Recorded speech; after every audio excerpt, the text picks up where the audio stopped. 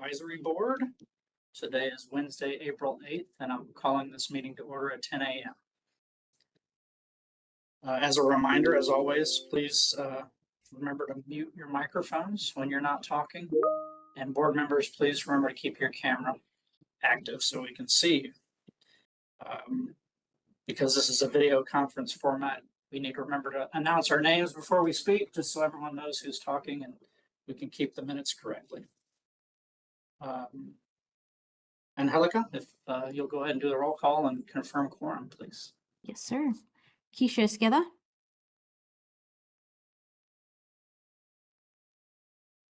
Ms. Esqueda. Here.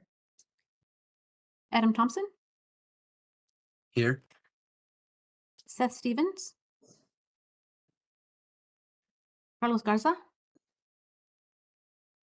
Here. Terry Hara. Here. Nathan Winkleman. Harry Maxey. I'm here. Holt Holcomb. Here. Sergeant Bond. Here. Sergeant Bond, if I can get you to turn on your camera, please. Thank you. And Presiding Officer Jason Harris. Here. You have a quorum, sir. Thank you. So you see a new voice and heard a new name and a new voice. We'd like to give a warm welcome to Mr. Holt Holcomb as a new member of the board. Holt, give you an opportunity to say a few words about yourself if you're so inclined. Sure, thank you. Yeah, I'm super excited to be on the board. I've been in the fuel industry for about 5 years now. I've been a service technician myself, worked on pumps, that kind of thing, and very involved with the industry and work alongside people with TDLR investigators and whatnot pretty much every day. So excited to participate. Great, Holt. Great to have you here. Look forward to having your participation in the group. So thank you. So now everyone's favorite, we're going to go over the open government training. Michael Bostic's going to help us with that today. All right, good morning, everyone. Michael Bostic, Assistant General Counsel here. And since we have a new member on the board, it is time for our open government training once again. So I know you just had this in the fall, so I'll try not to recycle too many of my jokes that you maybe heard last time. Let me get my screen shared here.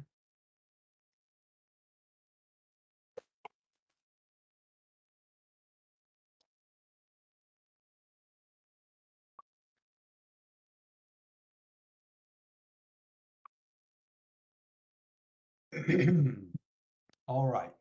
So first up, we have the Open Meetings Act.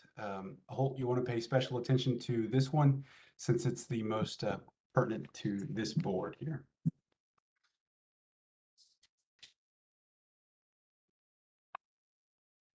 All right. So the purpose of the act is to ensure open and transparent government. The act applies to governmental bodies like this advisory board and requires public notice of the time, place, and subject matter of the meeting.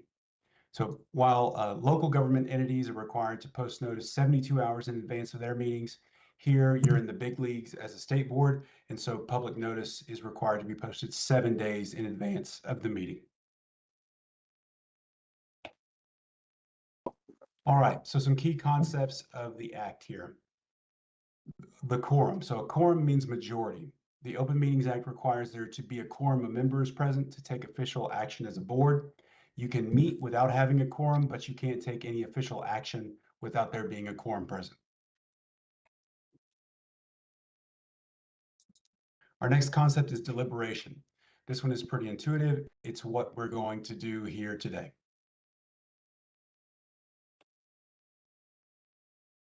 So meetings. Meetings occur when a quorum of the governmental body deliberates regarding public business or policy over which it has supervision or control.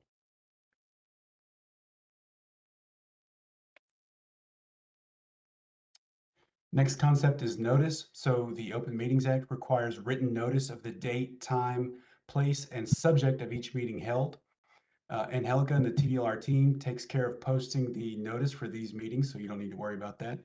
The important thing you need to remember is that you as a board member may not engage in discussions about a subject that has not been included in the posted agenda because that subject has not been noticed to the public. So the public needs to have notice of what we're going to talk about.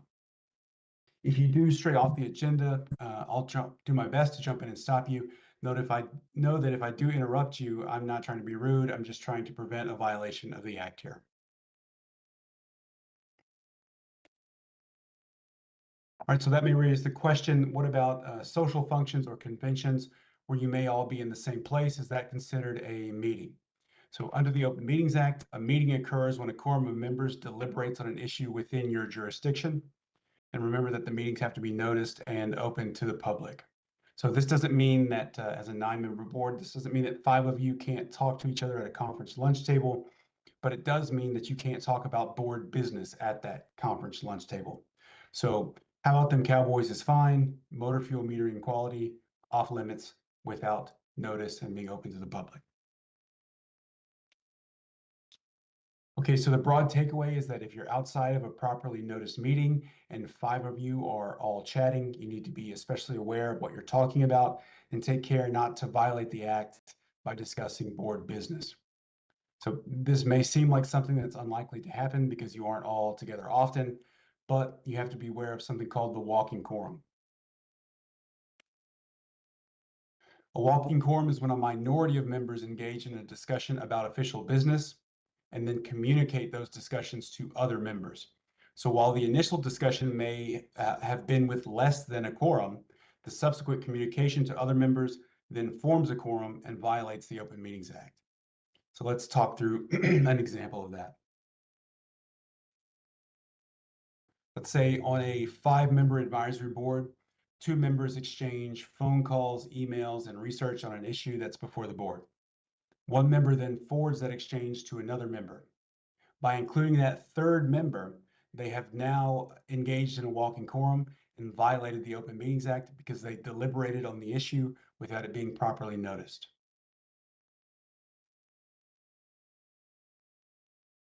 So where walking quorums can commonly occur, it can happen during conference calls, video conferences, just hallway discussions. And now you have to be especially aware of online comment sections on websites like Twitter and Facebook, where you may all be commenting about something that is before the board. The best practices to avoid walking quorums are don't discuss the board business in small groups and then share that with other members. Don't send emails or text messages to a quorum of members about board business, even if each message is sent to each member individually. Don't create posts on social media about board business, and don't ask the board members for feedback on board business outside of the public meeting. So this is essentially called polling, and it becomes a walking quorum as soon as one member tells another member how the rest of the board members are going to vote on something. Okay, some guidelines for our meeting today. Remember that you're limited to discussing what's on the agenda because that's what's been properly noticed. If you go beyond that, I'll do my best to jump in and guide us back onto that path, but ultimately it's your responsibility. If there are any public comments, which there are not any public comments today, but the chair may set reasonable time limits on commenters.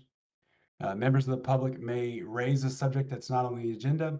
However, any board discussion on the subject must be limited to proposing that topic for a future meeting.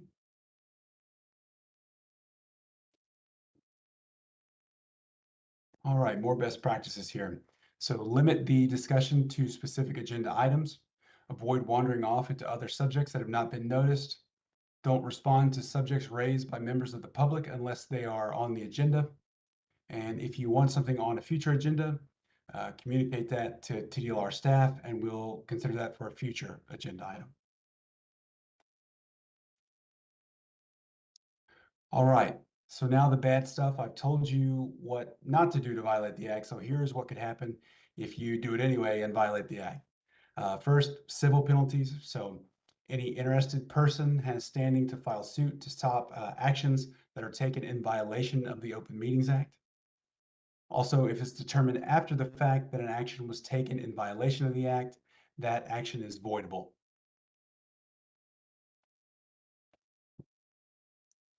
The criminal penalties for violating the act range from a Class C misdemeanor up to the penalty you see listed here, depending on the violation. Those are found in Texas Government Code sections 551.143 through 146.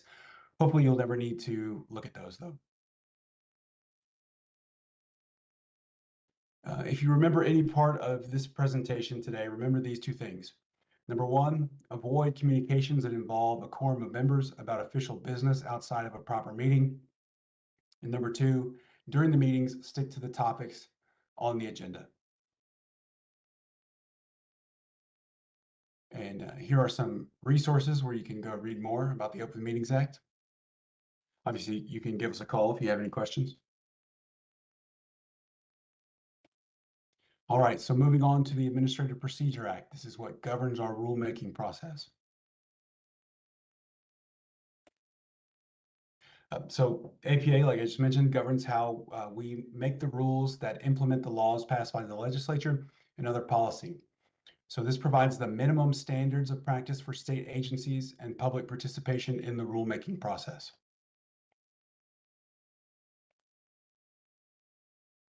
So what is a rule?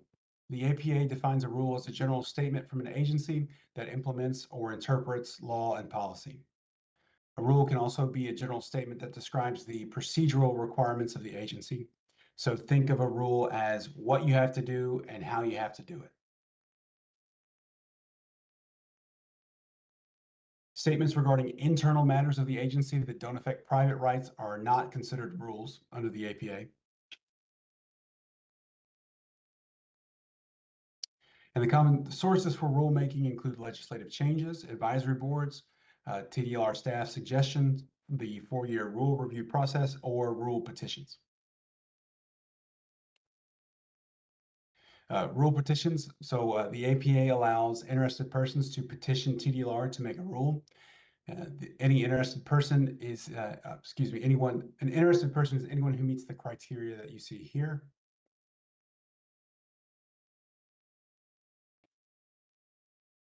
All right, now for the rulemaking process. So this is a brief overview of the rulemaking process from start to finish. Note that TDLR uses this process and other agencies may differ slightly, although some of these steps are required by statute. Also, in the case of rules that are implementing bills from the legislature, we may vary from this structure. We're allowed to meet statutory deadlines. But if you look at this flow chart here, we are currently here at the second advisory board meeting for the rules we'll be discussing today.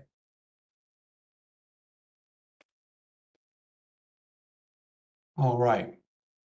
So the rule review process. This review process is required by the APA. Every 4 years, we have to evaluate each rule set to make sure the rules are still necessary and essential to achieve their goal. The next rule review for this program will be in 2028. And here are the resources for the APA.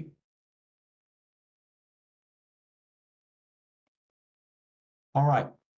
Last, we have the Public Information Act, or sometimes called the Open Records Act.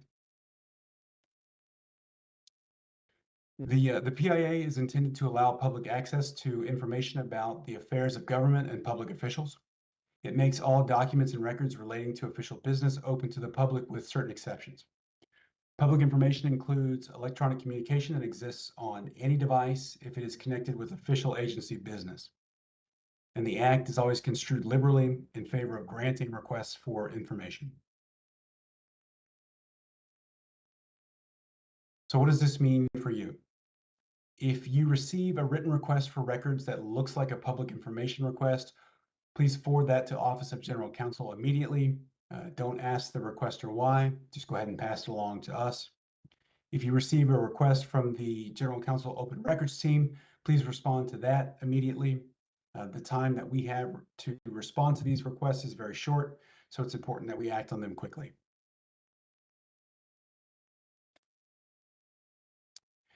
Remember that the general rule is that information is subject to disclosure. However, some things are redacted. This includes date of birth, email addresses, and other sensitive information.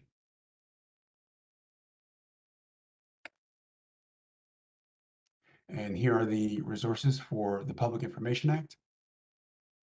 And thank you all. That concludes the open government training. Thanks, Michael. Good information. Appreciate it. You all course. received copies of the minutes and the materials provided for this meeting from the October 22nd. So I trust you've all had a chance to review them. I need a motion to approve the minutes as written. Is that Mr. Second. Hara? And Mr. Thompson, okay. Thank you. Let me do a quick, Public comment. I don't believe we received any requests for public comment for this meeting, so we'll real move quick, past Mr. Harris, this. may I go back and do a roll call vote? Oh, on I'm sorry. the Yes, minutes, yes, please? yes. Here, please. okay. Keisha Esqueda, Here. Adam Thompson, this is for the minutes. Approved. Carlos Garza, Approved. Terry Hara.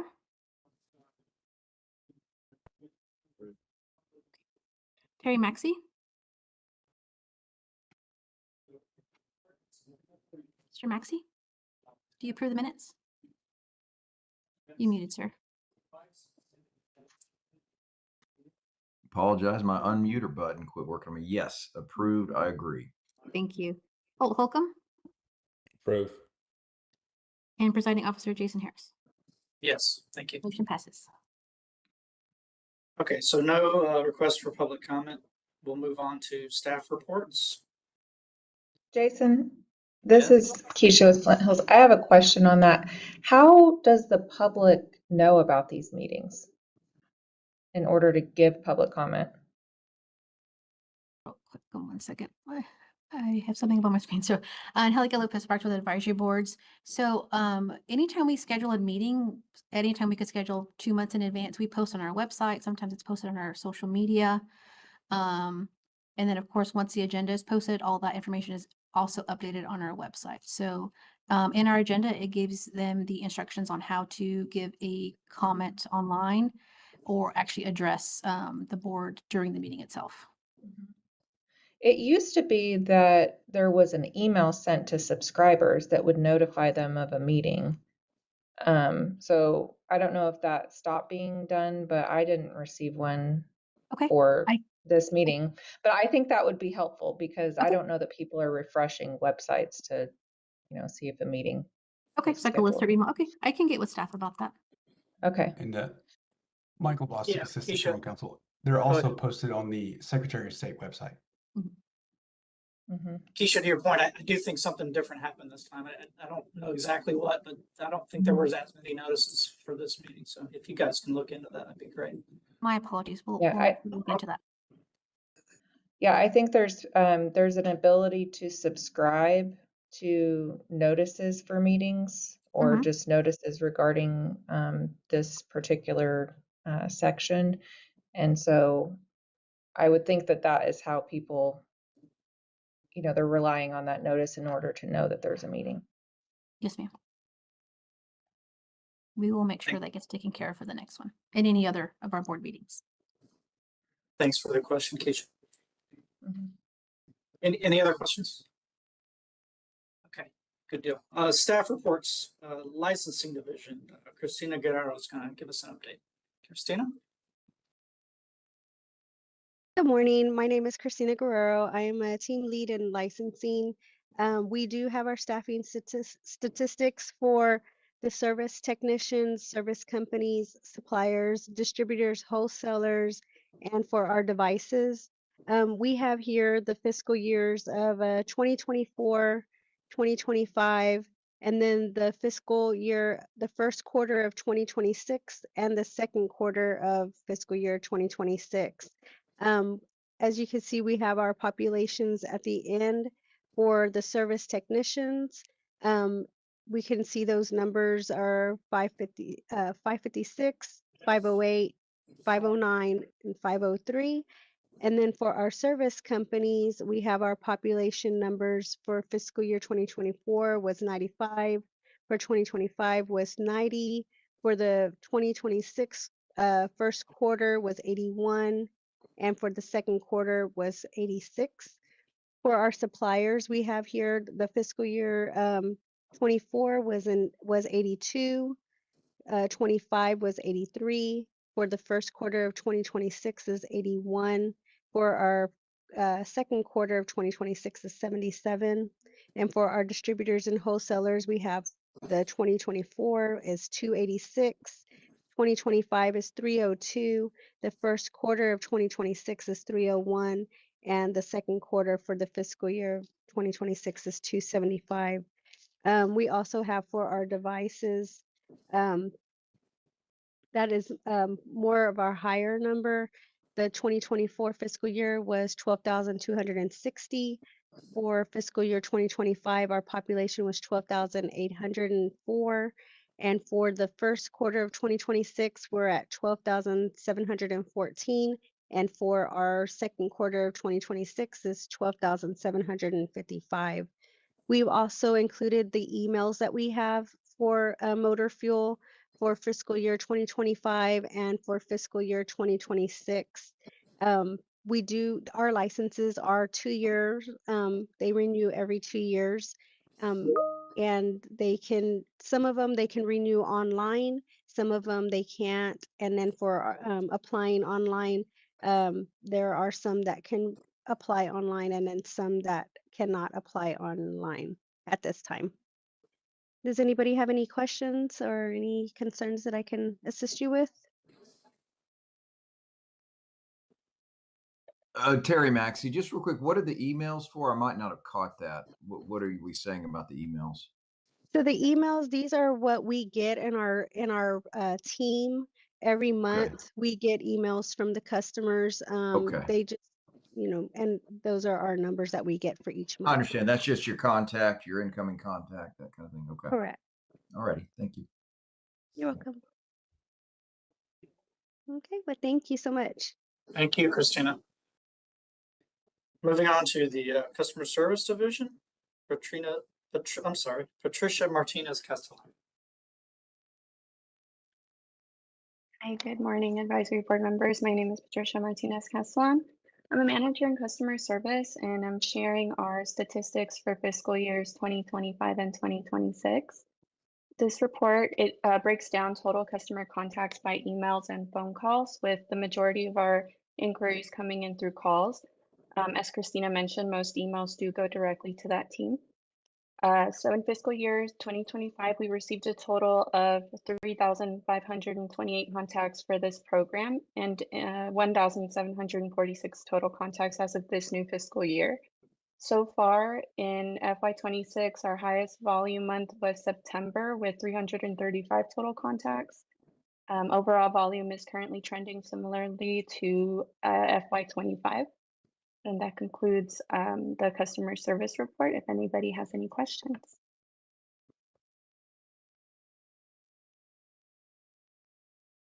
And Terry Maxey, again, just so I'm clear, are these, averaging 200 to 300 a month? Are these mostly complaints kind of things, or is this users in the system like us that are having problems or issues or whatever? Yeah, it's just a multitude of different inquiries. We normally just capture license status trends when people are calling in, for any inquiry regarding their license or renewal application, things of Okay. that sort. Though we do assist with taking complaints if they do come down the line. Got it. Okay. Thank you. Mhm. This is Adam Thompson. I had a quick question. Is this customer service allocated exclusive to fuel metering, or is this going to be a collaboration of customer service spread over a certain variety of departments?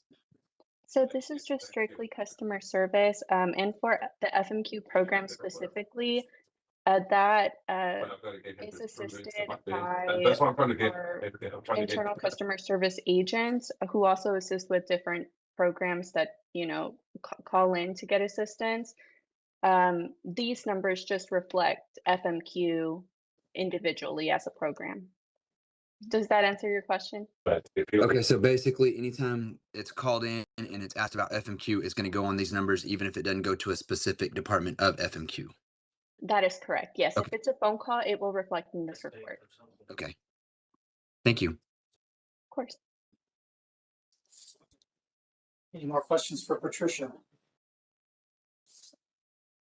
Okay, thank you very much, Patricia. Thank you. All right, Enforcement Division, Mr. Tony Reed.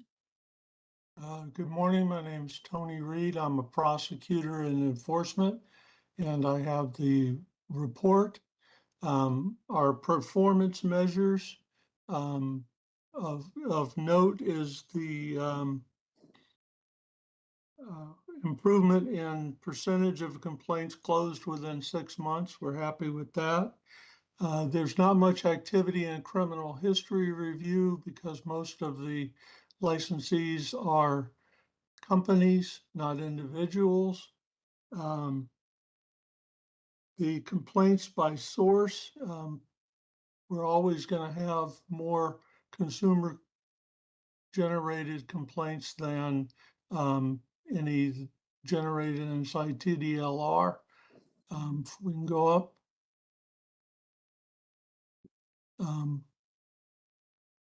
And You mean the next next page, we have, Tony? pardon? Did you mean the next page? The graphic is, that's the, yeah, that's the graphic of where we get our complaints. The caseloads are, we did manage to lower the caseload during 2025. And we're continuing to focus on reducing the backlogs and especially the older cases. The orders issued, we had fewer default orders, which we're happy with. We don't like to have things go to default. Okay, next would be penalties and consumer remedies. Fewer cases, the restitution number went down. Licenses with disciplinary sanctions, that's revocation and suspension.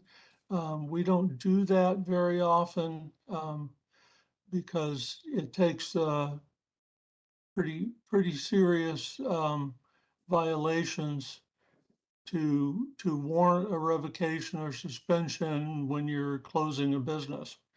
The case is closed without disciplinary action. This is insufficient evidence. Could be there isn't any evidence. It could be that we know there's a violation, but we can't prove it to the standard we have to prove it. We also issue a fair number of warning letters in this program because the problems are quite often fixed by the time the investigator gets out, which is usually around 2 days. But the licensees in this program seem to be on top of problems. The allegations at, we'll go down just a bit. The allegations at opening, this is what the complainant tells us is the problem. It could be something else, or it could add something to the complaint. And then we have, we'll go down just a bit. Okay, this is what we actually issued penalties for. Not as many fuel quality so far, and we're cracking down on DPR not being done and unlicensed activity. Okay. The case highlights, we had meter creep. In this case, the respondent staff were told by the consumer that there was a problem and the pump was still in use when the investigator showed up a couple days later. The other case is a fuel contamination case. The respondent paid over $3,000 in restitution, and the penalty was issued at $3,000, which is kind of the low end of what it could have been. That is the enforcement report. I'm available for questions.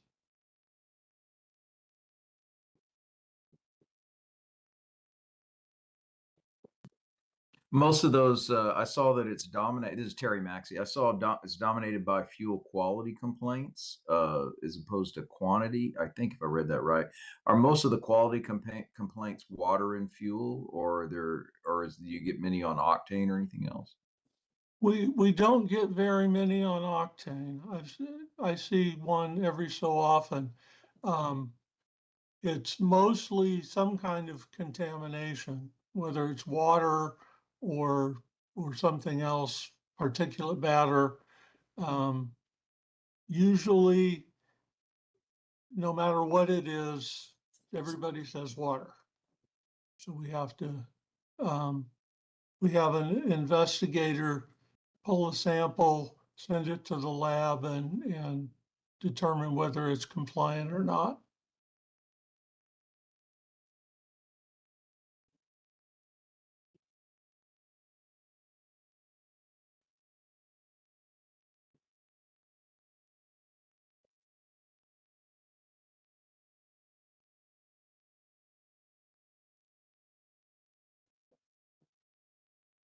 Any more questions for Tony on the numbers, enforcement actions? Okay, Tony, thanks. Thank you. Timothy Morales is going to update us on compliance division activities.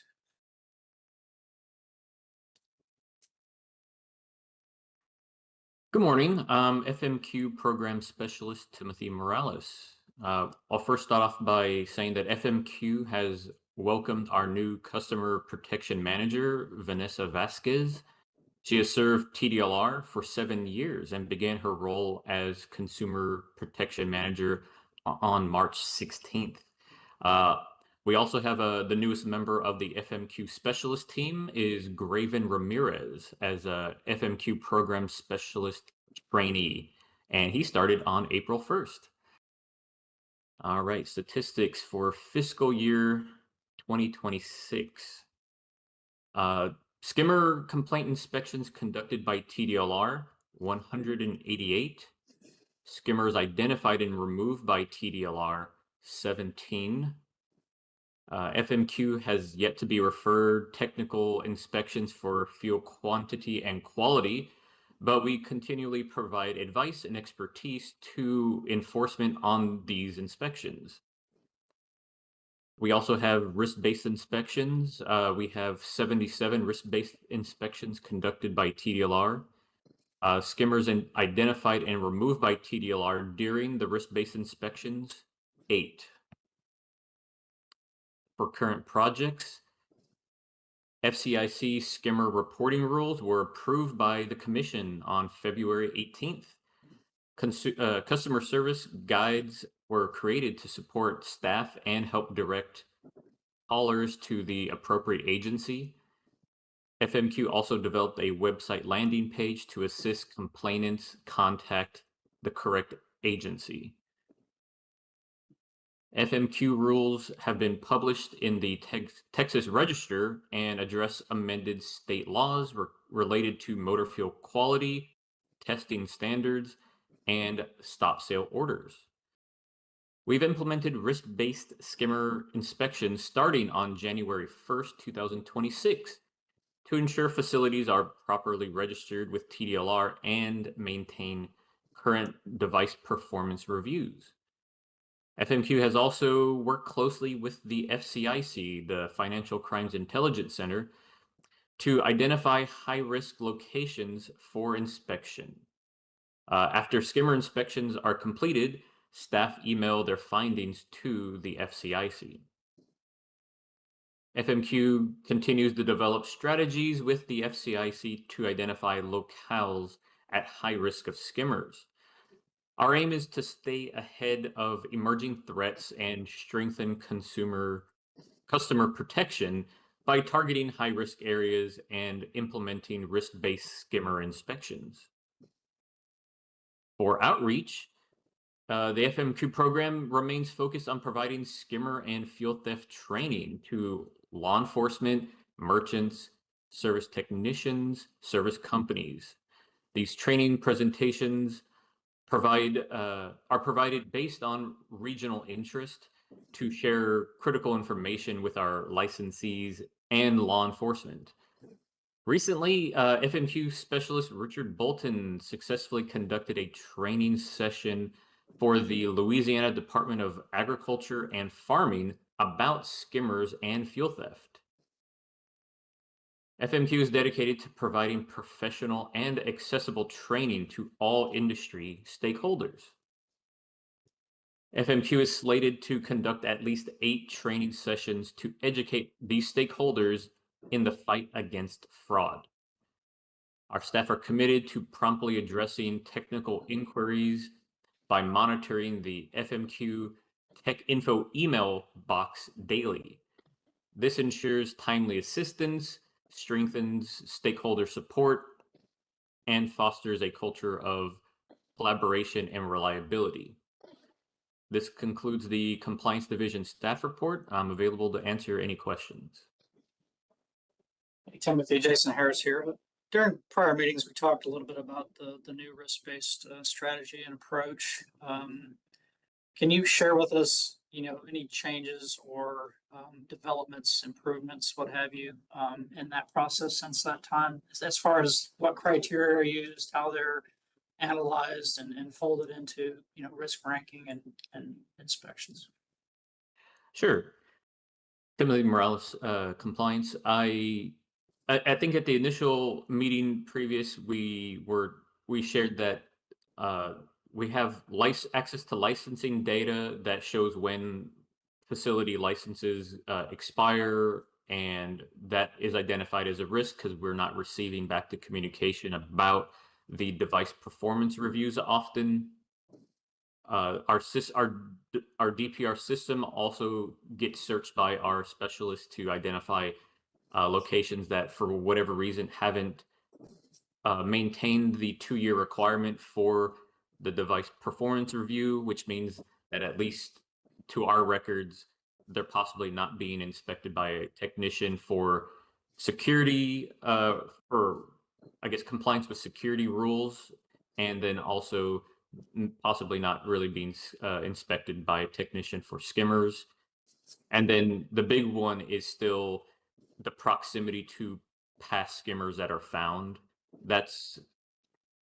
Those are the 3 main criteria that we use right now, and I think we lean more heavily on past skimmers, nearby gas stations to those past skimmers to identify when we need to identify surrounding stations at being at risk. Would you say that's kind of the primary factor is location of actually found skimmers in that region? Is that kind of what drives the bus?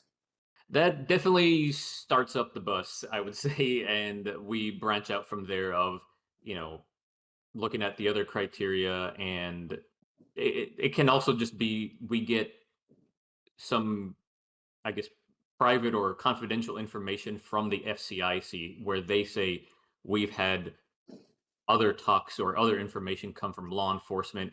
It may not be in the form of a report to TDLR about a skimmer, but it could be some information from the FCIC about law enforcement activity, and they tell us, look at these certain areas and, make our own assessment if that makes sense for any risk-based inspections.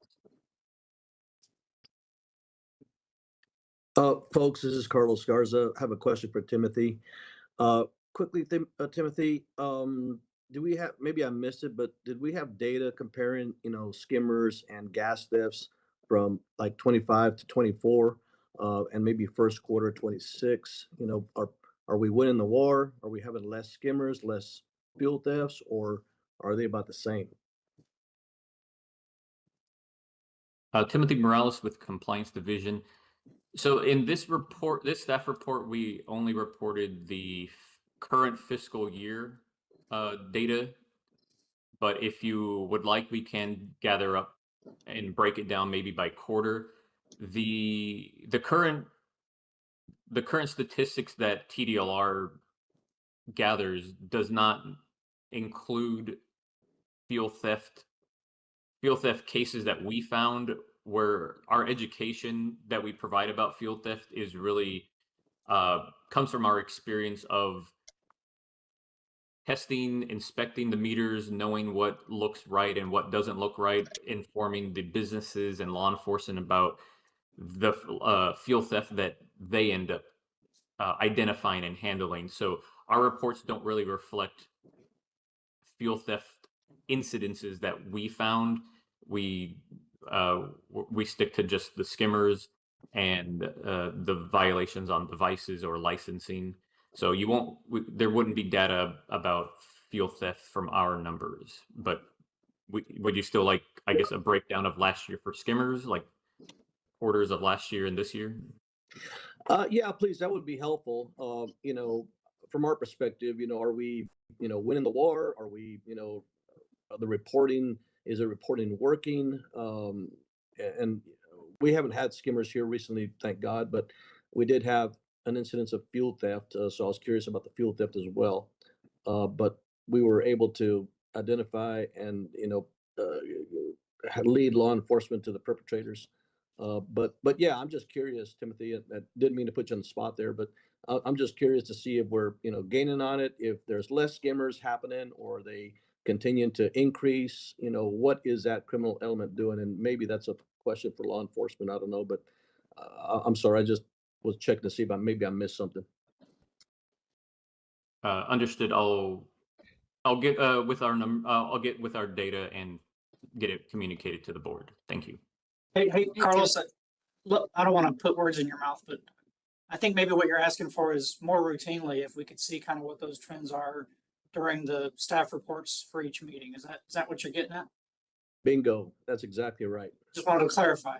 No, thank you, I Jason. don't think you have to put together a special report and get back to us with response to this meeting unless Carlos wants that. I think really what he's asking is, can we kind of see those trends during each update?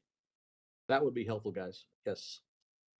Jason and Carlos and Timothy, Courtney Arbor, Executive Director. We get regular data from the Financial Crimes Intelligence Center, like Timothy mentioned, and between that and the data we have locally, we can add it to your dashboard reports. That'd be great. Courtney, thank you very much. Thank you, team. Hey, this is Adam Thompson. Timothy, I had a quick question. The skimmers, is that considered the fuel skimmers as well as the card skimmers? Is that the card skimmers only when you have these reports? Hi, Timothy Morales, Compliance. These skimmer numbers are on the gas pumps only. The FCIC is handling the payment terminals that are basically all the other types of skimmers and card readers in the state of Texas. These numbers reflect the fuel dispenser and gas pump skimmers found.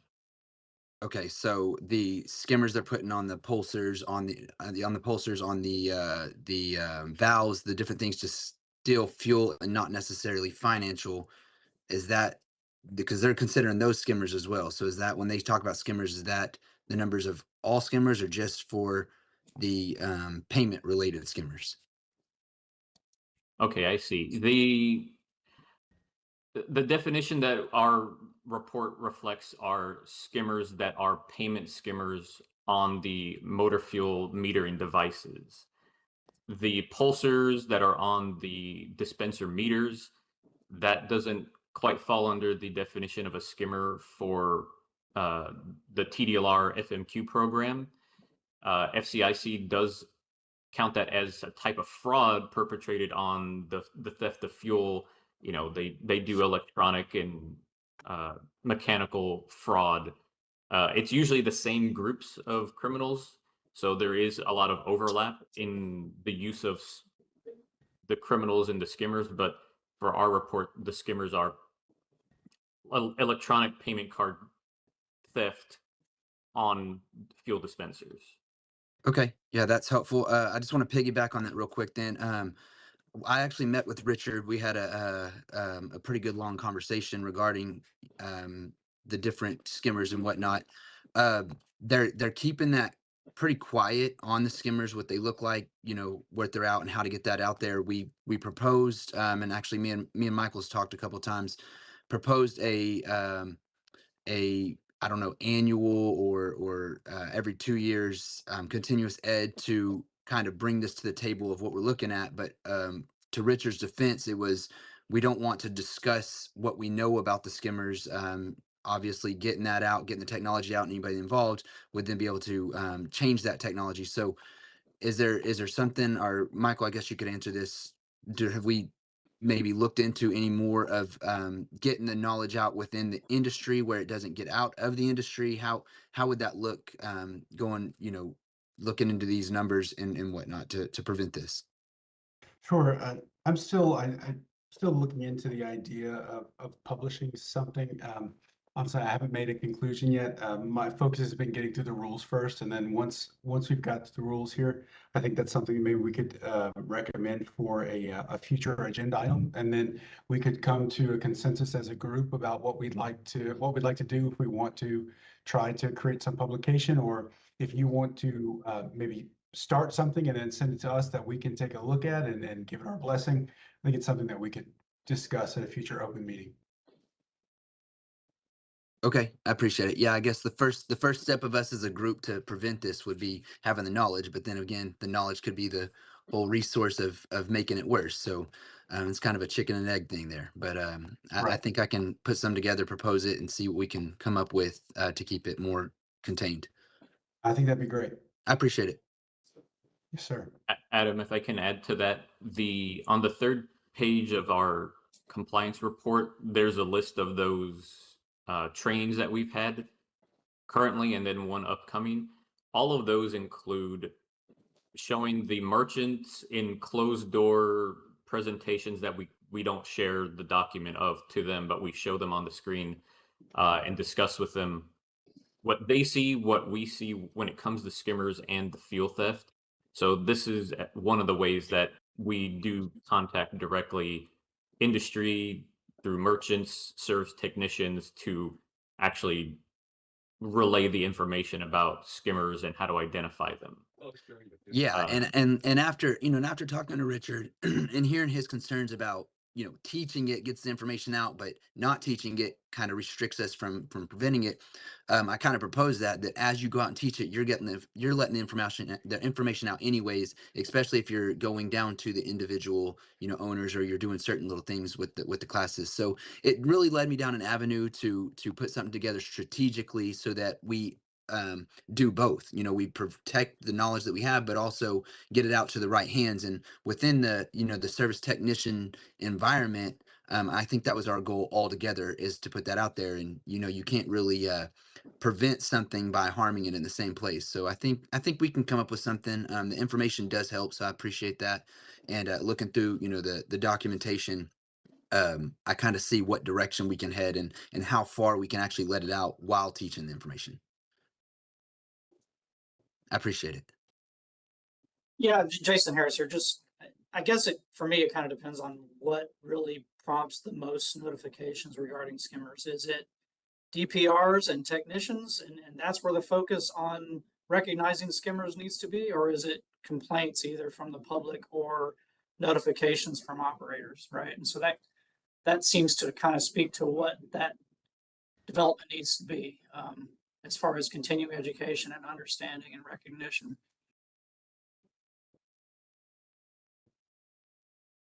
I guess that was more of a statement. I don't know, more than a question, but if the department's looking at what are, it's a double-edged sword, right? We want people to be able to recognize and find these things so they can be removed or investigated, but at the same time, there's a desire to keep how they work a little bit more confidential, so that that information can't be out and used by bad actors. So if most of these notifications or recognition is happening from the technician side during DPRs, then I think that's where the department and folks working with them would focus on, you know, making sure that that education and understanding is available to those folks, whether that's the FCIC or the department. I don't know that matters, but is that kind of what you're speaking to, Adam? Absolutely. Yeah, it's knowing where to post more knowledge. So if you're getting more reporting from technicians and through DPRs and stuff, then you can continue to approach them in ways, and that's where the continuous education would come in. If the store owners are finding them or cashiers and stuff are finding them, and Richard's already approaching that in aspect, then maybe we already are on the right avenue. So those numbers, very good point there, is what, I guess, allocating where and who's reporting in the most, and then we would know kind of what direction to continue or enhance our training. Got it. Timothy, are you still with us? This is kind of a question for you and the group, I think. You know, I kind of, in thinking in preparation for this meeting, I kind of made the realization that after the rule was promulgated regarding device security, we really haven't talked about it again. And I think that's interesting. I kind of want to make sure we're talking about the whole picture here. We've talked about the risk-based strategy, and the primary kind of requirements that you're touching on those are registration and DPRs, which is fine. And you mentioned device security kind of in your commentary, and I got the impression that maybe that was being primarily handled by the service technicians, you know, under the auspices of you know, an authorized representative. So can somebody speak to that, and how is device security and the confirmation that regulations that we, you know, spent a lot of time talking about previously, you know, how are those being used to, how are they being checked, and how are they being used to ensure that we're remaining vigilant against the prevention of skimmers? Timothy Morales with Compliance Division. Thank you for the question. Yes, the device security measures that are established for a while in the rules, we in FMQ specialist, we use it as a tool to, or an opportunity to educate them about skimmers.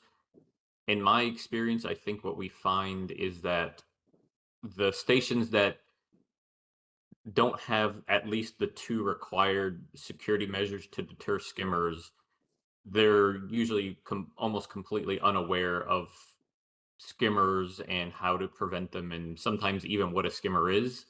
So we use that as an opportunity to tell them that, or these rules, I actually print out a copy of the rule so they can like check off which ones they actually want to install. Usually I've never seen a place that has no security. They at least have one type of measure, which I tell them is great. The compliance part of, you know, bringing them up to the compliance with that, I tell them you need to consult your service technician. They'll tell you what your pumps are vulnerable to, what options there are that are cost effective. You know, some of these measures can be quite expensive and maybe they don't realize it.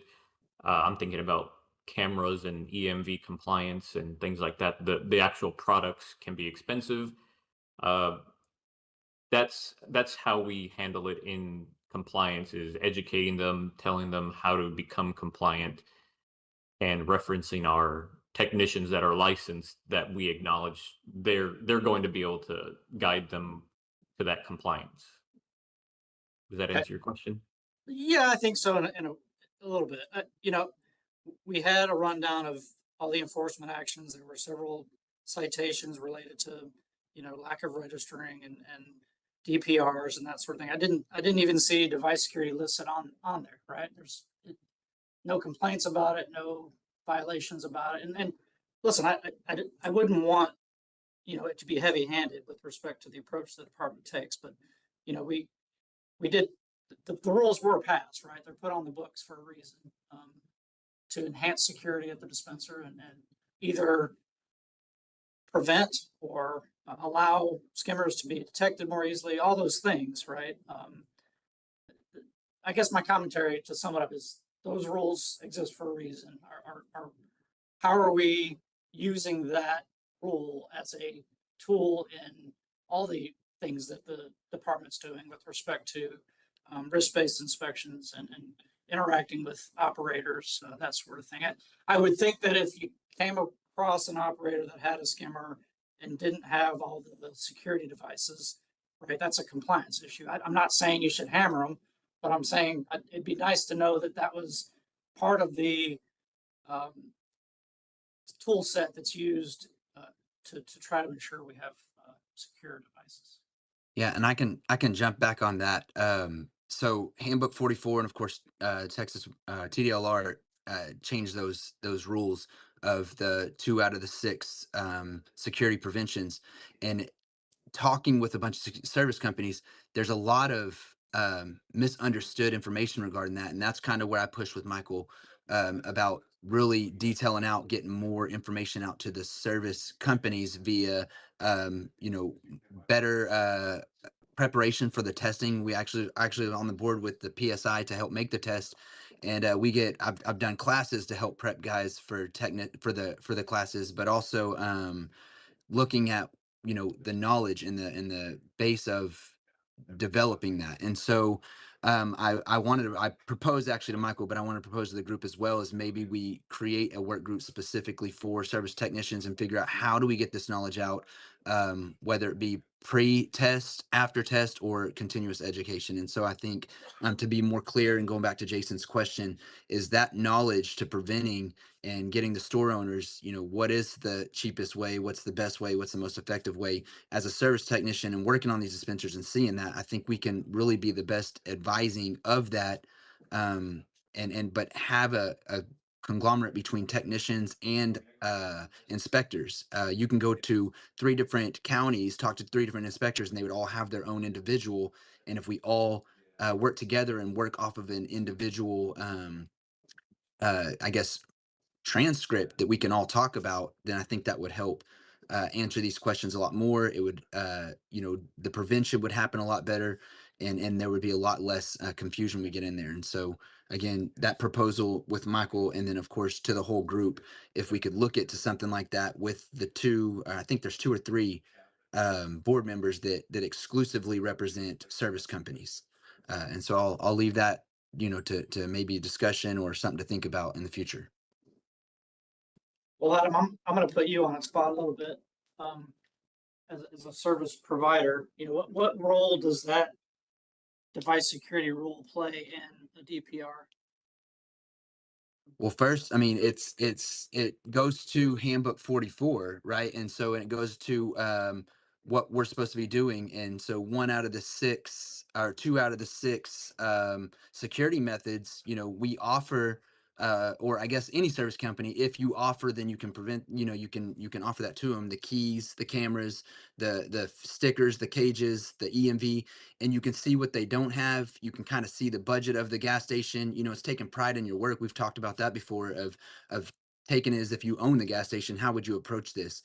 And so again, we talked to multiple service technicians, multiple service companies, and just the lack of knowledge within that itself. And so I think it does, as what we teach our technicians and what we put out there, is it is your responsibility to educate the customer. It is your responsibility to make sure that they have it, and their dispensers are locked down, they're secure. And then if you're seeing that there's failure, to report that to TDLR, report that to this group, so that we can discuss, hey, what could we add to that to secure? Because all in all, we have a general goal, and that's where we're trying to get to.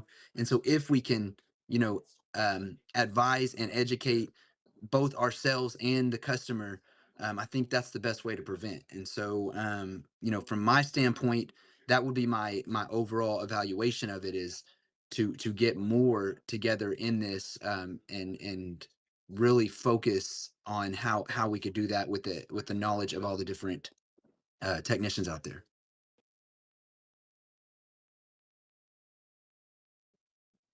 I hope that answered your question, Jason. Sorry. Well, I guess I was more interested in the technical, what actually is answered on a DPR form when you're entering information into the system. Is there anything related to device security that's checked or answered? No, it's just a skimmer. There's a skimmer portion Yeah. to put there, but again, that goes back to, and that's why I asked the question of credit card skimmers versus fuel theft skimmers. We've reported them both through that portal. So and when it gets transpired over to the inspector, we get to really detail out what it is we found and how we found them.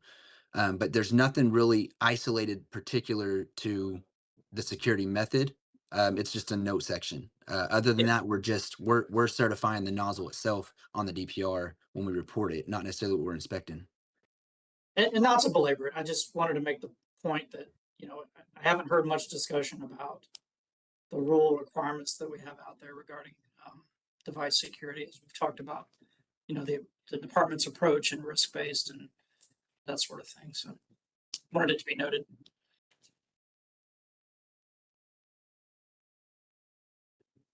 Any other questions for the compliance division? Jeffrey Bond. Timothy, I wanted to know about your high risk inspections. Are y'all just inspecting the fuel pumps, or are y'all also checking the point of sales inside the stores while you're on location?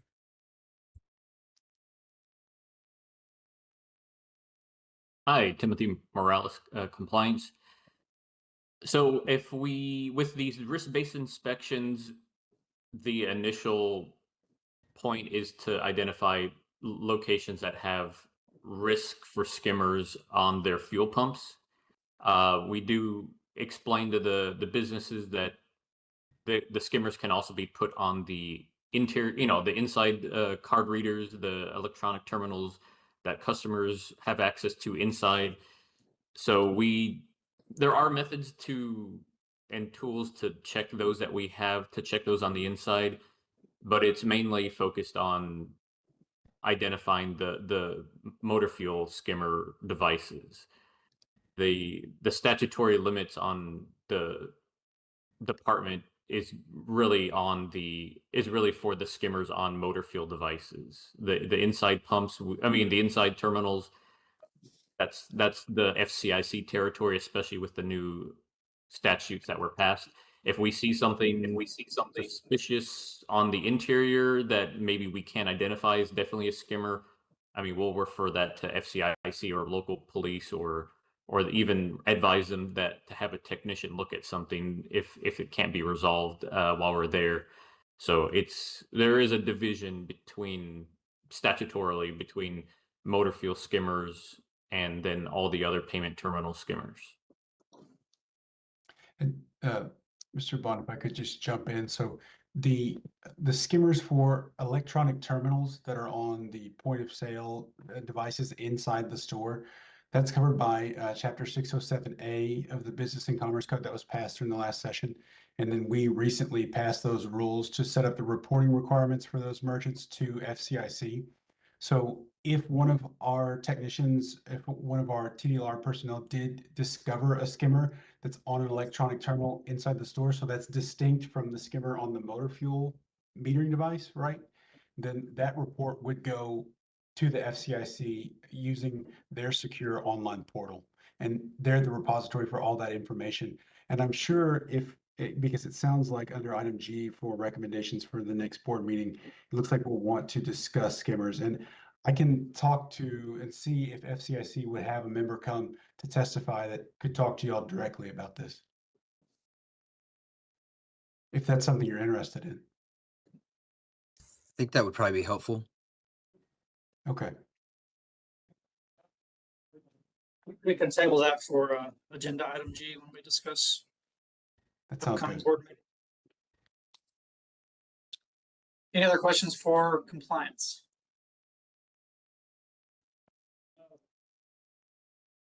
Okay, moving on. Courtney Arbor, Executive Director, would like to give us some agency updates. Courtney. Good morning. Yes, thank you, Jason and members and staff. I have a couple of big projects that we're working on that we want to make you aware of. In fact, you probably have heard of both of these before. One is that we're working on our strategic plan. State agencies go through a strategic planning process, and we're working on our plan for 2027 to 2031. This is the opportunity where we staff compile all the feedback we've heard from industry and our customers over the year, and take in new feedback to put into our plan, and then come up with some specific goals and the actions we will put in place to meet those goals over those 5 years. We are holding 3 in-person public meetings. So if you should have already received an email about this. Every licensee received an email from us this week about these meetings, but we hope you can join us for one of them. We have San Antonio, Houston, and Dallas, Fort Worth area all on April 13th. And then we'll have a virtual meeting on April 15th. We'll have a survey going through the meeting for anybody that is there online or even watching virtually. They can submit responses to a series of questions we'll be asking about things that you think we could do better or improve, or what you'd like to see us focus on in our strategic plan. So happy to have any of your input in those meetings. And then as the plan moves forward, we'll be sharing copies of that and posting it on the web so that you all can see what some of our big goals are for the next few years. The other big project is our TDLR core system. You've probably heard us talk about our modernization system. As TDLR has been asked to take on other agencies and programs in past years, we've ended up with a bunch of different licensing systems, and you can just ask our staff. It's a pain.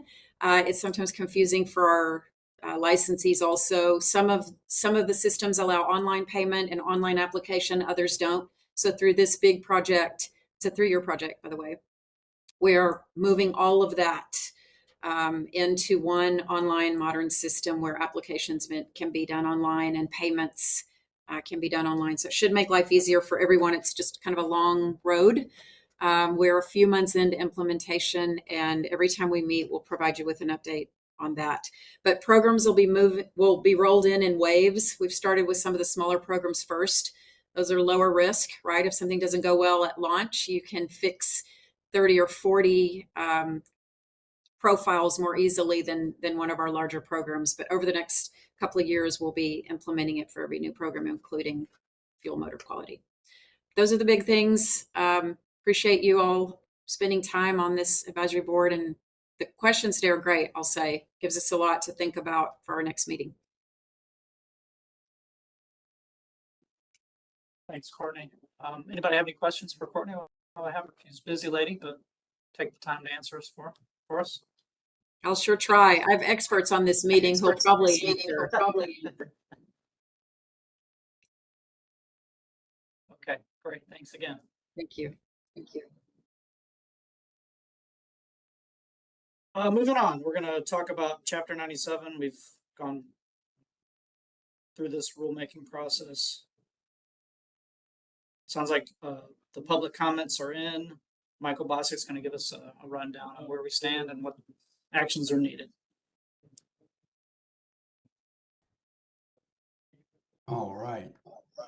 So we've gone over these together once recently last year in the work group meeting where we detailed the recommended statutory changes here. I've reviewed the public comment that was submitted along with some members of staff here. We haven't identified any changes that were necessary based on the public comment. Has you've been provided with the rules and the public comment?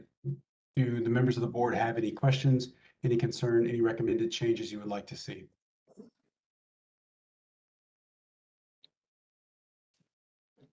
Michael, Jason Harris, just to confirm what you said. So what comments were received outside of the ones you attached?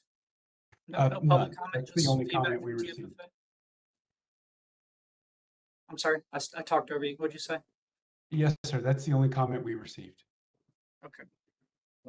And I think I heard you say that the determination was made that no changes needed to be made in response to comment. So the version we have here in these materials is the same that was proposed. That's correct. Any questions for Michael regarding the rules or rule language.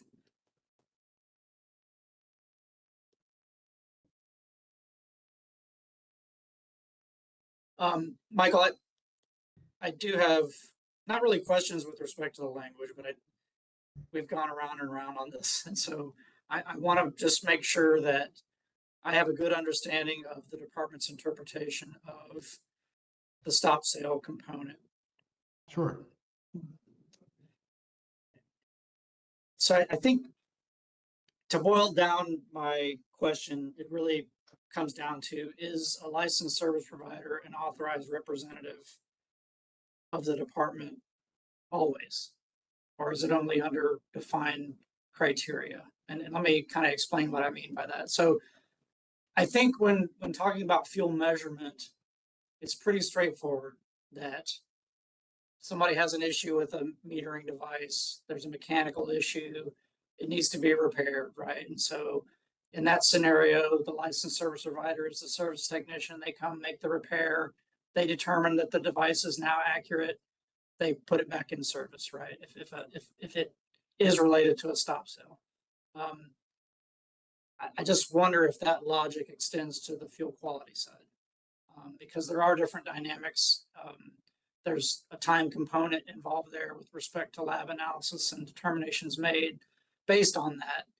So I just want to understand, because 97.42 offers kind of a number of ways to lift a stop sale. Primarily being the general, the department can determine that, the issue is resolved, for just paraphrasing, right? There's, ALJ process, there's remediation plans. I don't have a good, I know the ALJ process is going to be time consuming, right? So all my questions revolve around, what's the fastest way to get a stop sale cured and get a site back in business once the issue has been resolved.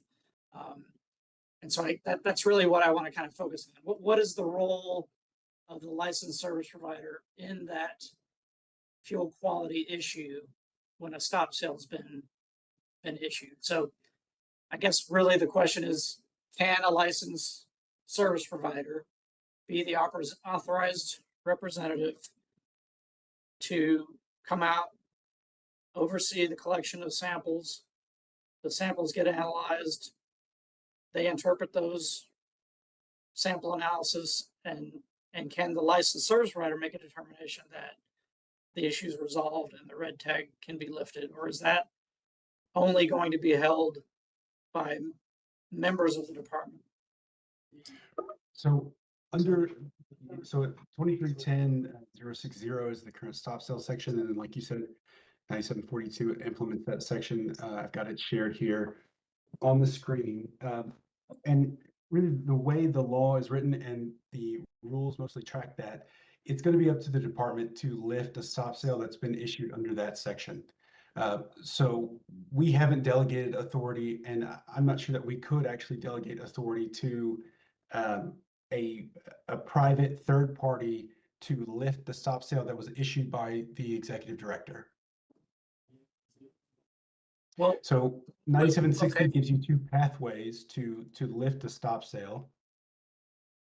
Okay, let me just preface this conversation a little bit more. The statute doesn't differentiate between measurement and quality. It's all kind of grouped together in the statute.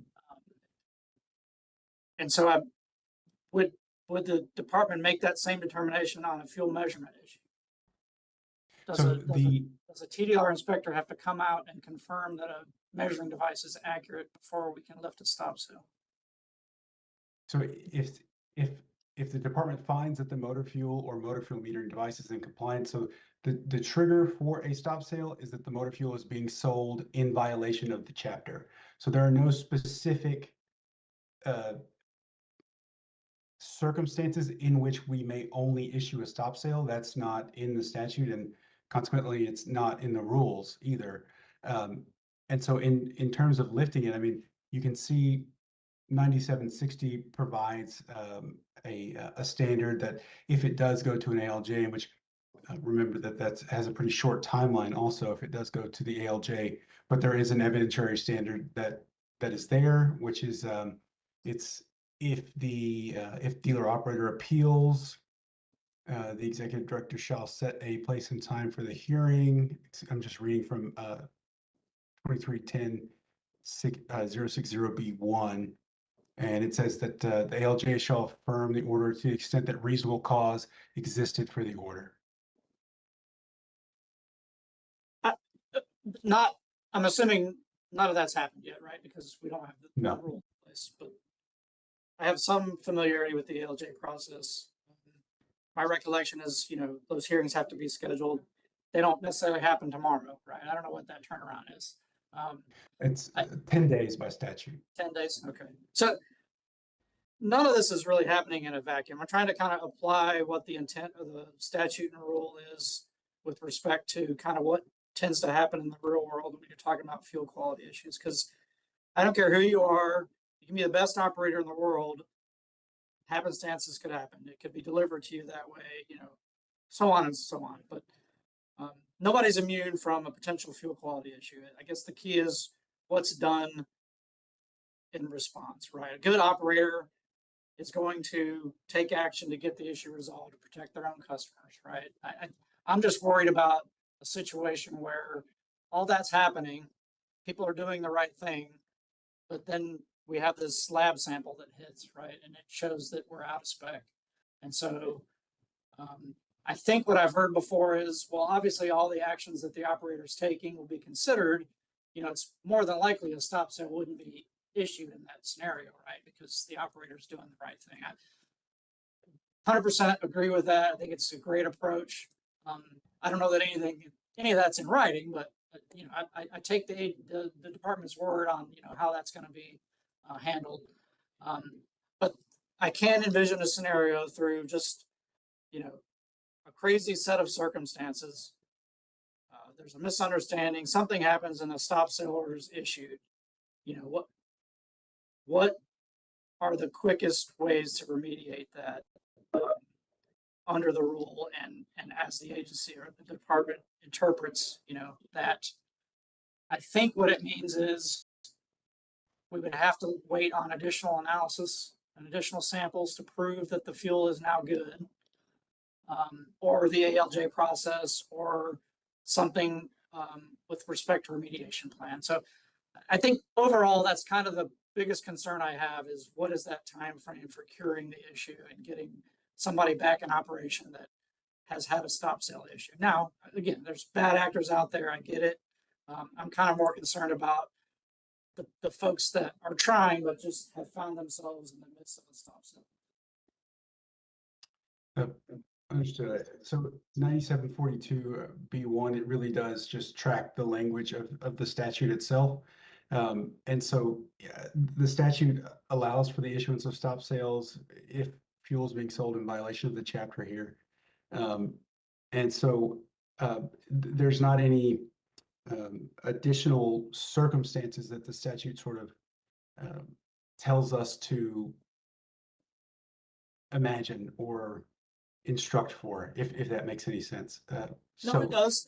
And honestly, it's kind of the reason this work group exists, right? To kind of help you guys understand what really happens, you know, in the real world and help interpret how these regulations are going to kind of play out with respect to, you know, actual real world scenarios. That's kind of what I'm trying to do here is kind of spark the thought process on, you know, how is the department going to handle situations where, you know, a stop sale has been issued, because it boils down to time, right? And time is what's really important to an operator, right? Sure, they've had a problem. Let's say they get in a circumstance where there's a stop sale. They're trying, but now they're kind of trapped in a regulatory process that could take, you know, days or weeks to remedy before they can actually start selling the fuel again. Hey, Jason, when you talk about the stop sale, are you talking about when it's issued or how to get it removed? I'm talking after. Yeah, primarily. Adam. Thanks for Okay. that clarification. Yeah, and so that went back to the question on, I guess, what's the authority of the technician? Because according Well, to, we talked about that. the 9751B3 talks about removing all the tags or other form of prohibited place in service. So I guess we probably should be clear on that, because I think we went back and forth on that last meeting of what does the authority of the technician, who is going to have to do it as an inspector. So I don't know if you want to table that and put it on the next agenda, or if y'all want to discuss that now. No, I want to thank you, Adam, for getting me back to that point, because I think that is a very clear question. You know, like I said, the statute doesn't differentiate between metering and quality with respect to, you know, the role of an authorized representative. So I think the department has a question here, you know, when is a service provider an authorized representative? You know, it can't be okay under one part of the statute, but not under the other. So I want to make sure that that's understood and is part of the discussion. Mr. Harris, if I could, I'm Derek Burkhalter, Assistant General Counsel. I've been a part of this program kind of off and on, so I'm kind of just jumping in to kind of provide what my memory is of our previous discussions, because this is implementing a statute that was passed a couple sessions back. So my understanding, first of all, is that we rarely use the stop sell order, because if the licensee is cooperating, it's more of like a voluntary process, and it's lifted as soon as they show that the problem is issued. So the stop sell process would only actually be in use if they're not cooperating with us. And please, compliance, correct me if I misstate anything here. I think the difficulty with that we, even in past discussions in work group, had with trying to lay out a very specific, detailed sort of procedure for how you undo the stop sell, the difficulty always was that we can't predict every reason that a stop sell might be issued. And so we don't want to lock ourselves in to some process that's not flexible enough to deal with other things that we didn't contemplate during those discussions. And then on the issue of whether the authorized representative can be the licensed individual, you know, I think we kind of hit a roadblock in work group discussions from my memory on that issue, because I can't remember exactly what it was, but I think there was some issue as to whether that person would have the proper qualifications. When I read that sentence in the rule, I think more of like a contractor that maybe the department has contracted with to act as a representative to conduct those services. Whether that person could also be a licensed individual, I think is, I mean, that's possible. You know, if the department, if we just don't have personnel to get out there in time, could we make an agreement with a licensee to go do that service for us? I think that's possible, but I don't think that's the default interpretation from my understanding. And that may be something we want to clarify further in rules going forward. But I don't think, you know, my recommendation would be don't let the perfect be the enemy of the good in this specific instance. Well, can we, since we have this pulled up, can we drop down to 9751? That section's not being amended by this. It's not. rulemaking. Okay. That's fine. That's what I was referring back to, though, because it does talk about the service technician able to remove these. And so that was where, I guess, when it all got brought up, was where's the clarity of at what point are they not able to remove any other form of use prohibited place of device by the department? And so I can provide some clarity, at least on the specific definition of authorized representative in the context of the stop sale order. If you look at 2310.060, the stop sale section in Texas Occupations Code, subsection A2, for purposes of this section, a person is an authorized representative of the department if the person, 1, holds a license under subchapter D, and 2, is acting on behalf of the department under this section. So Right. I appreciate you outlining what the statute says, and I maybe it speaks to what the intent of that was back when the Senate bill was introduced. I don't know. Do we have any? Does the department have a stance on what the intent of that A2 section was in this regard? for the purposes of bill implementation, we really do have to focus on what the text of the statute says. Regardless, I mean, I understand that there may have been additional intent there, but that intent doesn't exist in the words on the page anymore. And what we have to implement here is the words that are on the page. Then does that go back to, does a service technician act on behalf of the state when they're out doing their DPRs and whatnot? So is there a line in which they're acting on behalf of the state to do that, but not this? That question's beyond the scope of this rulemaking, I Okay. think. Okay. Okay. Maybe, but I would make the point that that portion of the statute is not in the section discussing, the DPR program. It's discussing right after stop sales. So that to me it's kind of the confusion I have.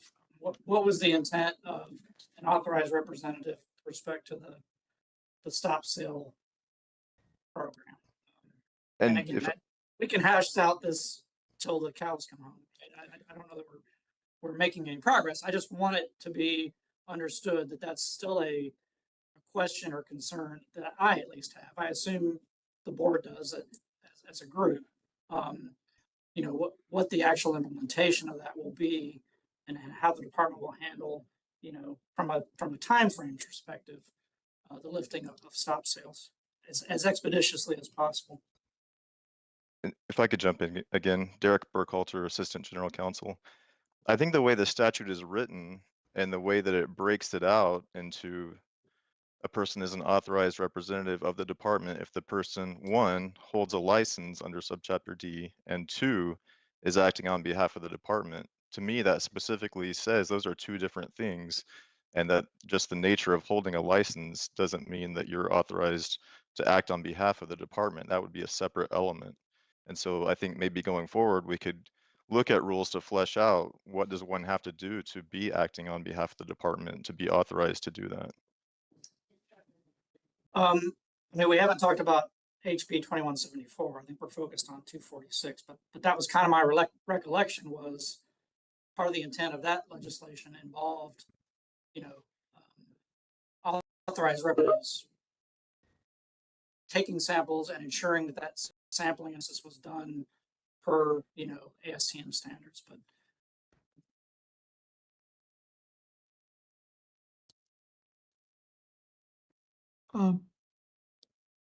Mr. Harris, Tony Reed with Enforcement TDLR. I wanted to just throw in a couple points that about what we've done in the past with stop sales. To my knowledge, and I've been working this program since it came over, there have been less than 5 stop sales. We do it only when we have a bad actor who is not taking what we have determined is bad fuel, and they won't stop selling it. That is extremely, extremely rare.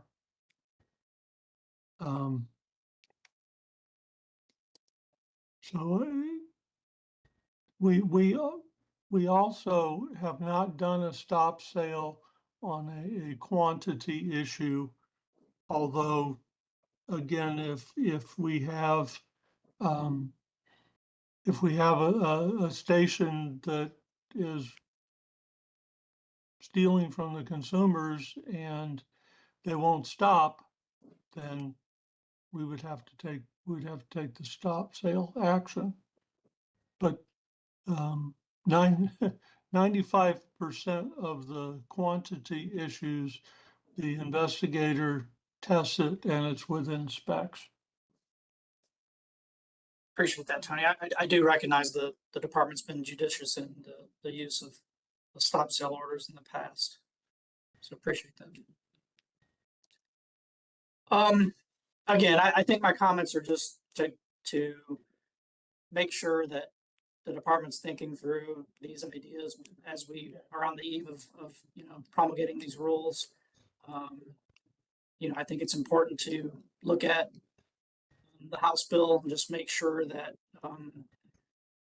we contemplate what the role of the licensed service providers are.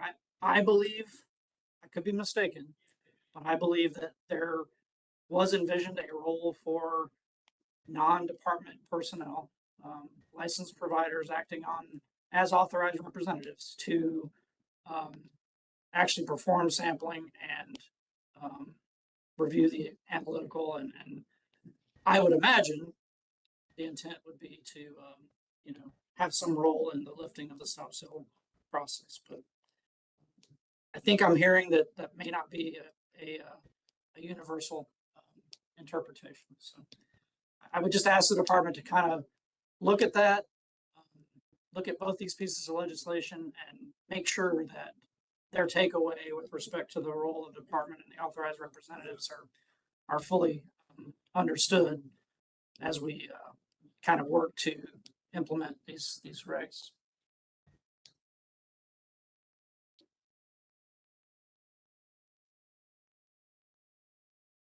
I'm going to step down and allow other board members to kind of ask some questions or provide commentary on the rule as written.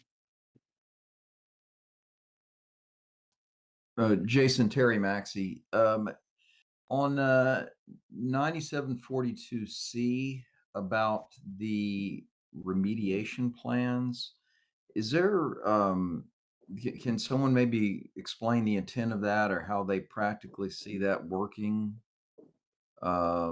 in this kind of a scenario, and how those plans are kind of come to pass and how they're invented or whatever, how that would go? Sure, and Derek may want to jump in on this too. I believe that he worked with the advisory board during the last meeting to craft 9742C. This was language that everyone came up with together. I know the TFFA comment raises some concerns with this language. I don't necessarily agree with their concerns, but I'm also happy to remove C if that's something the board would like. What's the intent of it? I mean, is it just to beyond compliance or some other things that a location would do, or is it just to clarify what the code says, or what exactly? Terry, That's this right. is- So this is the Jason. intent Yeah. of Go ahead. the intent of C is to provide guidance to basically unsophisticated parties who may not have any knowledge of how this process is supposed to work. So it is intended to be a discretionary, informative guide for licensees who may be totally lost and reeling and don't have the resources to consult an attorney to see what their options are. That is my understanding of what the intent of C was, not to place any substantive requirements on the stop sale process. And I don't believe that the section does place any substantive requirements in the stop sale process. If the board differs from that opinion, though, I'm happy to remove that section. And Terry, this this is is Jason. My recollection is that section was born out of the discussions we had that are pretty similar to the discussions we've been having today. It was born out of a concern that there weren't a lot of off ramps for somebody that found themselves the recipient of a stop sale order. And so I think that's kind of where we settled at the time was, well, let's have something at least that provides an opportunity for the dealer and the department to kind of have a conversation about, okay, how do I get this resolved? And so I think that's where that language came from. and Derek Burkhalter, Assistant General Counsel, and from my memory, I agree with you on that. This was just our attempt to kind of show people how this might play out. So when it says remediation plan, that's not any sort of formal technical document or anything like that. That's just kind of lets you know that, based on the nature of the problem, the department will inform you of what you can do to remediate it. And again, because we can't anticipate every possible problem, this was kind of generalized language, just again meant to provide guidance. Understand.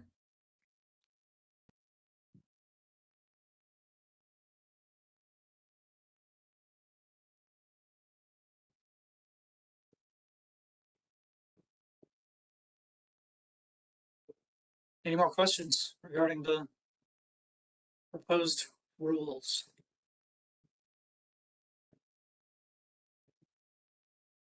Okay. we will need a motion to present these to the agency. And What's the correct term? The commission, sorry.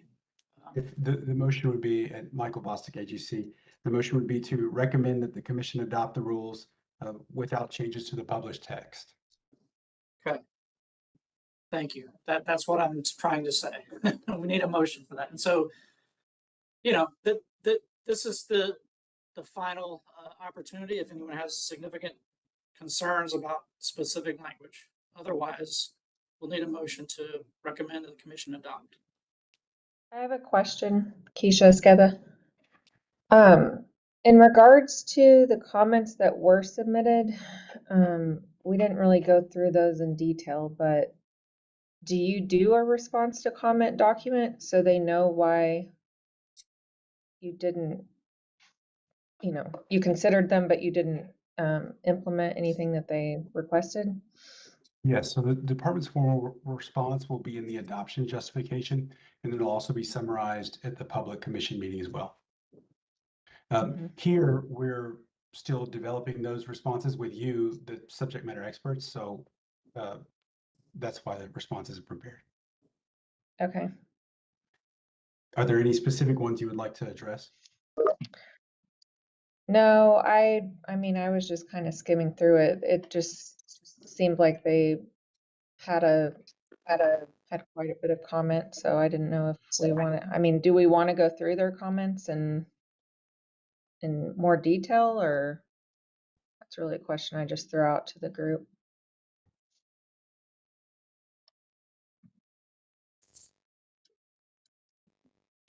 I guess I have a little bit of a concern that they sent over, I don't know how many pages that was, but you know, none of their comments were included in the final draft. And so the purpose of this really is to get your input after reviewing it. If there was a suggestion that you thought should be made, then this is your opportunity to tell me. And then I have my own opinion about whether or not some of these changes could be discretionary, some are not. Like, for example, 9742C, I think. Yeah, this is your opportunity to share those with everyone. So there Michael was a recommendation with respect to the time frame of skimmer removal. Can you shed some light on the discussion internally Sure. regarding 48 hours or 24 hours? So that specific change, so the changes that we're making here to the skimmer removal section, let me find it on their comment here. So we're only amending that section to clarify that the skimmers we're referring to in these rules are the FMQ skimmers, specifically the skimmers on FMQ devices. We're not making changes to the procedure at all. So if we were to make changes to that procedure, we would need to republish these rules so that the public has notice, because if we change the procedure now, we're expanding the scope of the rules beyond what the public has had notice of. So in other words, the timeline for skimmer removal was not an initial subject of these rules.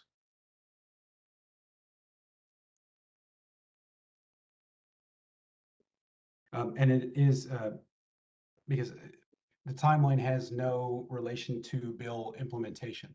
So if it is something that the board wants addressed, we can certainly put it on the agenda and consider it for future rulemaking, but it's outside the scope of implementing SB 2371, which was the section that passed, it created 607A and created the skimmers on electronic terminals rules that we just passed.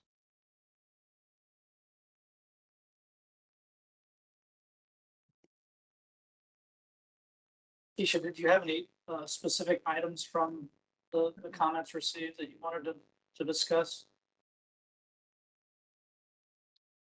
No, I don't think so.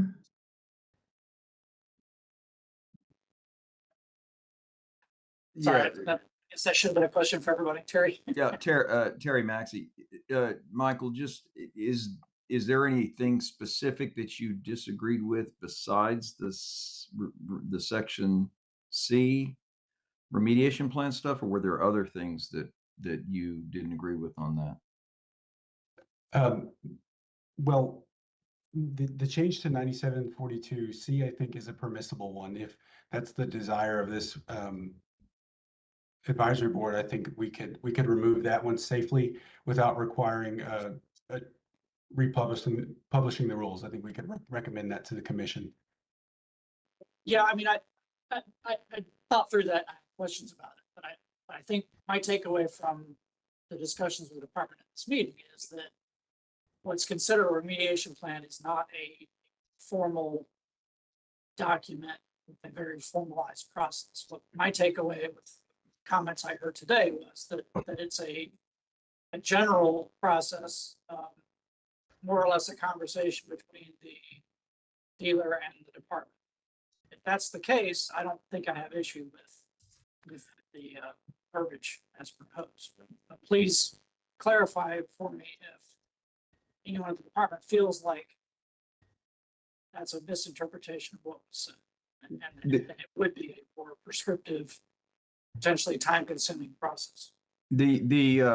Terry Maxey again. The only thing it says is that the department is going to come up with a plan, then the department is going to consider compliance with that plan as part of a lifting of an order. And so the only question, and we're all into the fringe here of things. I don't think these are the normal things, but the only question on the fringe here is going to be if whoever came up with that plan, it was appropriate, and that that you don't end up in some circumstance where maybe some lower level person, told them to do 4 things and, they kind of got outside of the law a little bit. I mean, I guess what we're saying is that if you are in compliance with the law, then the stop sale can be lifted. Is that what is the prevailing ultimate thought here, a remediation plan or not, or suggested this is what you ought to do next, which might be very helpful or not? If I've complied with the law, then is the department going to very quickly lift that stop sale order? Yes, so under 9742B1, if the department finds that the motor fuel is in compliance with the chapter, then that's the parameter for lifting the stop sale without the SOA hearing process. Understand.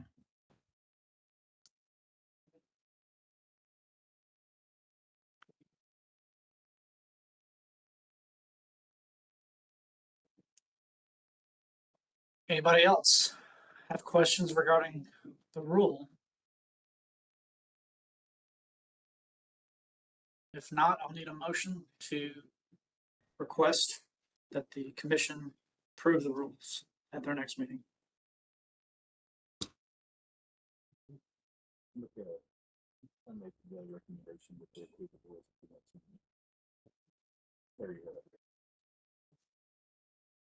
Mr. I think Hare, I that's can't Mr. do the Hare. motion myself.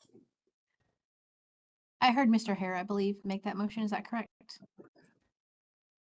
You were just a little faint on my side. Yes. Okay.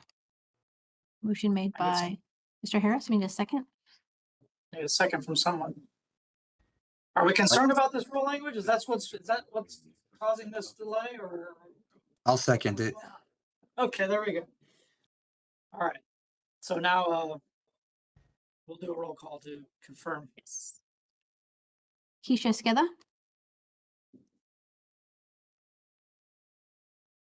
Do you want me to say approve? yes. Okay. Yay or nay? Approve. Yes or no? Approve. Okay. Yay, nay. Yes. Yeah. Adam Thompson, Approve. Carlos Garza, Approved. Terry Hira, Approved. Terry Maxey, Yes. Holt Holcomb, Approve. and presiding officer Jason Harris. Based on what I've heard today, yes. Motion passes, sir.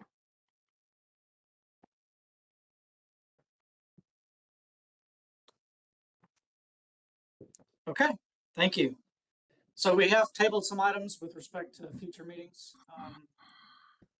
Adam, I wanted to just clarify, I think what I heard you state is you wanted to have an agenda item added to discuss the work group configuration. Am I mistaken? More, yeah, to more, I guess, develop something more exclusive to the service technician company side. Okay, so we have a work group on skimmers and we have a work group on continuing education. How does what you want fall into something? I just want to make sure. So I feel like those would, Can it be handled by one of the others in our? those would umbrella under the service technician portion.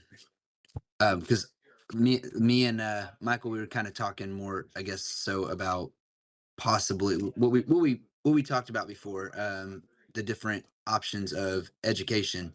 And so I think bringing more knowledge to that from the service company standpoint, even talking about this whole discussion with stop sell, a lot of the rules and stuff that we go is directed directly towards the gas station side and not necessarily the backside of the service technician knowledge or what we do in the field. And so I think more or less rules and stuff need to be talked about more so on this.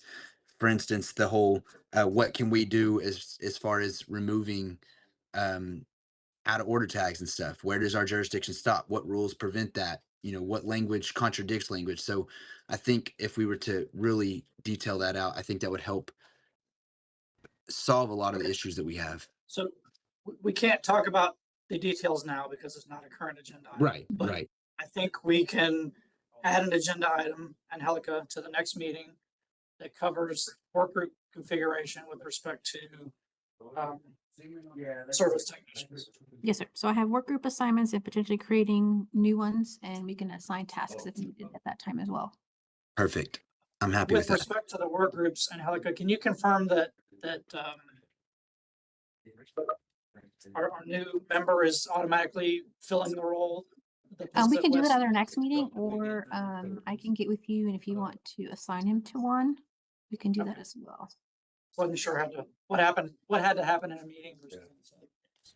Normally we appoint them during a meeting, but I can get with you after if you'd like, and we can. I think it makes sense to kind of discuss the work group participation during the next meeting as part of that agenda Yeah, item, that's just just- because we're talking about potential reconfiguration. Yes, sir. Any other ideas for future meetings? I did want to say something real quick. Michael Bolton, Richard Bolton, I'm sorry, emailed me over. He's watching online and just wanted me to clarify that the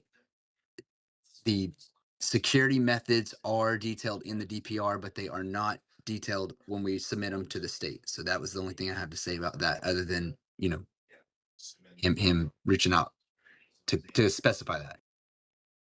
Yeah, I would like to, personally, I would like to explore that topic a little bit more. I don't know if anyone else on the board is curious about, you know, what we're doing with 97.31.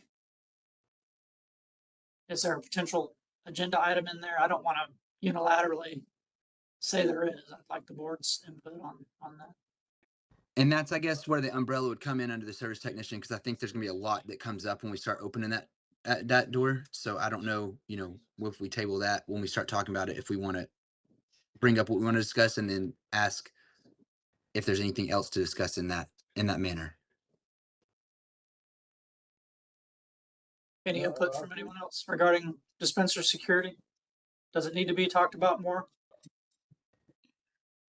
I'm always, I think if there's any doubt about it, I mean, I would put it on there, Jason. I think that the security thing was pretty complex. We went through that a couple of years ago. I would be curious about things like, has it worked? Is, you know, do we have any kind of real hard compliance issues? Is there a misunderstanding in the field about what security is and things like that? So, I mean, I think, you know, we should certainly narrow down a few of these topics that people are interested in.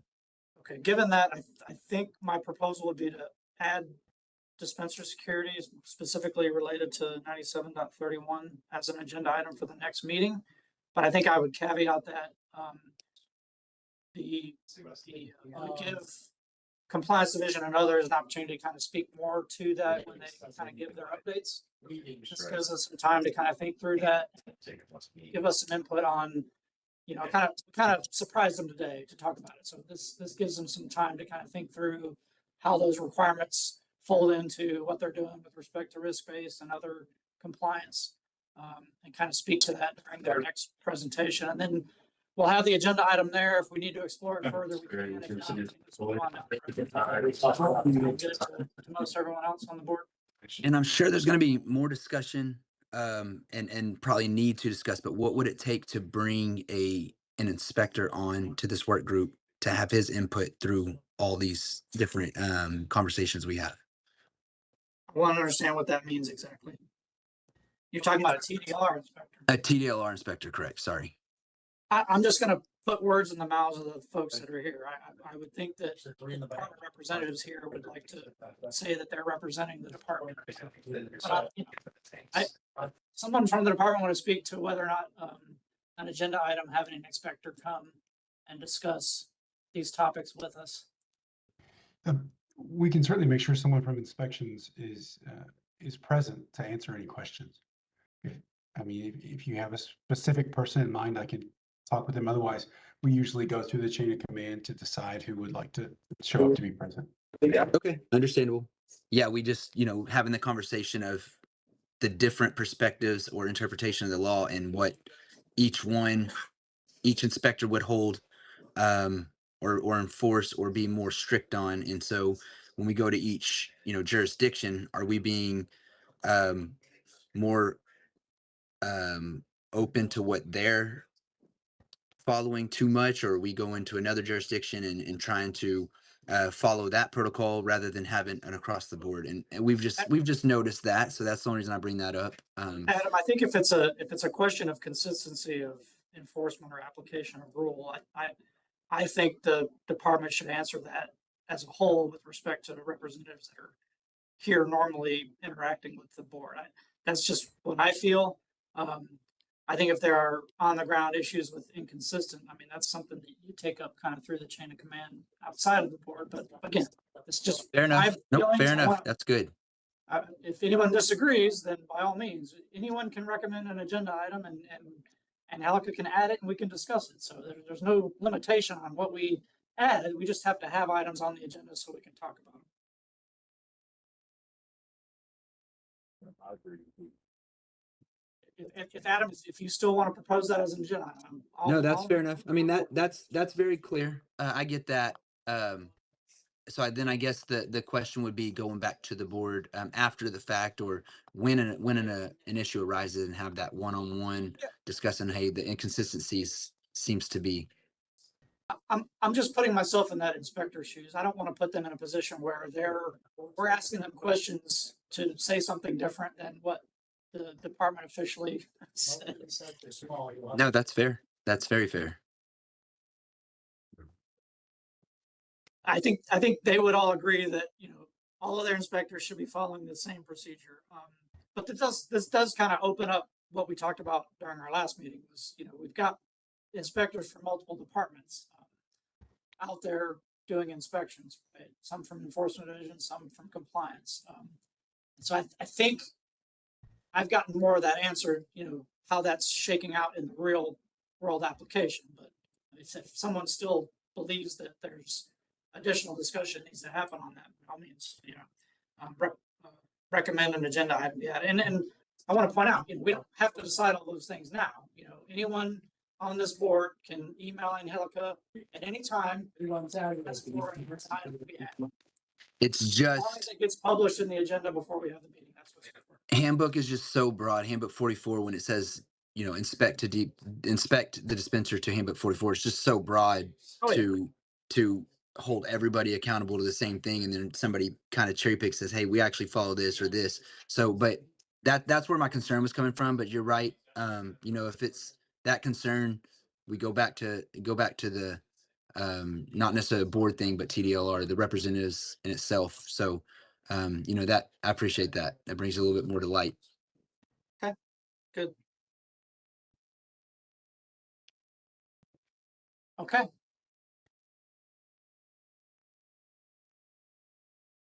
This is where we normally kind of discuss potential dates and times for the next board. So, and Helica, I don't know how you normally determine that. So do you want to speak to?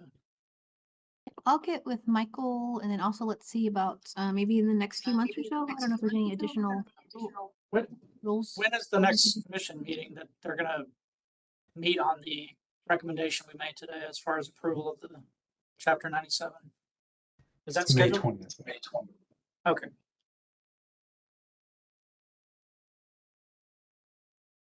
So I'll probably pull the awesome. board here in the next few months. Great. Schedule a meeting Thank you. so we can get those work groups set up and meeting. All right, we have no more agenda items. I appreciate everyone's participation. It's been a good conversation as always, and hope you have a great rest of the day, and I'll adjourn the meeting now. Thank you, guys. as well. Thank you, Jason. Thank you. Thank you, everyone. Thank you. Thank you, everybody.